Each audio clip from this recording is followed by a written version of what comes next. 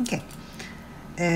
Application de la dérivée à des fonctions trigonométriques. Donc, le premier exemple, soit f de x est égal à x moins cosinus x, où ce qu'on me donne le domaine x appartient à l'ensemble de 0 jusqu'à 2pi. Donc, une rotation autour du cercle trigonométrique.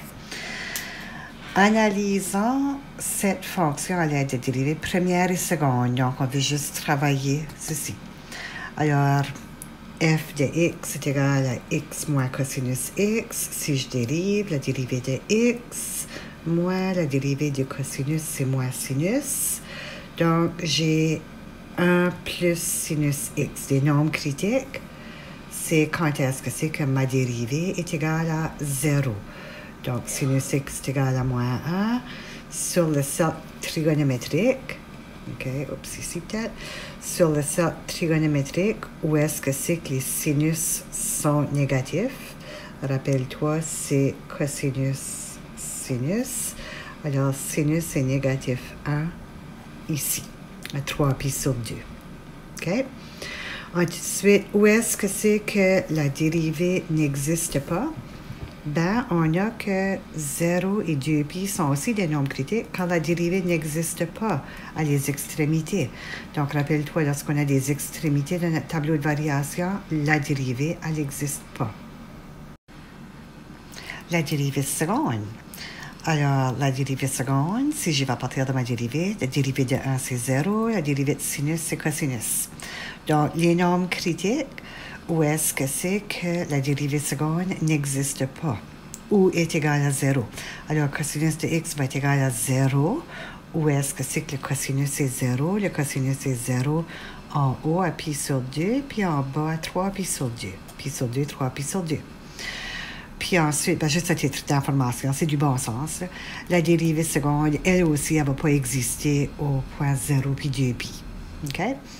Alors là, on est prêt pour faire le tableau. On va y placer nos nombres critiques. Ça fait que les nombres critiques sont là, 0, pi sur 2, 3, pi sur 2, puis 2 pi. Alors, les nombres critiques de ma dérivée, c'était 3 pi sur 2. C'est lui qui faisait un 0. On a dit que la dérivée ne pouvait pas exister aux extrémités. Alors là, il s'agit d'aller placer des plus ou des moins. Donc, de 3pi sur 2 jusqu'à 2pi. Donc, de 3pi sur 2 jusqu'à 2pi, c'est-à-dire que je serai dans ce cadran-là. Alors, regardez le signe de la dérivée. Donc, 1 plus un sinus négatif, mais il va toujours être négatif, mais moins négatif que moins 1. Alors, 1 plus de quoi de négatif va toujours être positif. OK? Ensuite, si je vais de 3pi sur 2 à, donc ici de 0 à 3pi sur 2, alors, encore une fois, c'est 1 plus de quoi de positif ou bien 1 plus de quoi de négatif qui est plus petit que 1. Donc, pensez-y, puis vous allez voir ça. OK? Maintenant, la deuxième dérivée, les nombres critiques, qui faisaient des zéros, c'était le pi sur 2, mais c'était aussi le 3 pi sur 2. Okay? On sait toutefois que la dérivée seconde n'existe pas aux extrémités. Pourquoi? Rappelez-vous la définition de la dérivée. La définition de la dérivée, c'est à la limite lorsque x tend vers quelque chose, en venant de la gauche, en venant de la droite, pour que la limite existe. Okay? Alors ici, de 3 pi sur 2 à pi, 2 pi. Donc, de 3 pi sur 2 à 2 pi. Alors, cosinus x a dérivée seconde, mes cosinus là sont positifs. De pi sur 2 à 3 pi sur 2.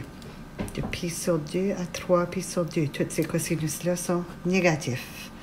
De 0 à pi sur 2, donc de 0 à pi sur 2, les cosinus-là sont positifs. Là, ensuite, pour finir ici, on va dans la fonction. Donc, même si les dérivées n'existent pas, la fonction va exister peut-être. Alors, ici, si x est 0.